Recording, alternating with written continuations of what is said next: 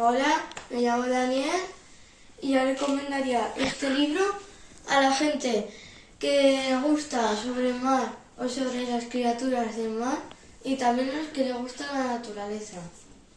Cuando lo abrimos, vemos que nos hablan sobre el animal, en dónde vive, cómo se reproduce, cuánto miden, de qué se alimentan. Y también en esta página,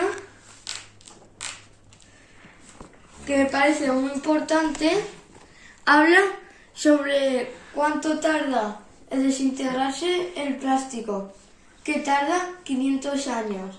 Y también, como veréis aquí, tiran 10 millones al año de plástico. Y a mi opinión deberíamos reciclar todos plástico para que se reduzca esto. Y también para que los animales vivan más tiempo. Adiós, un beso.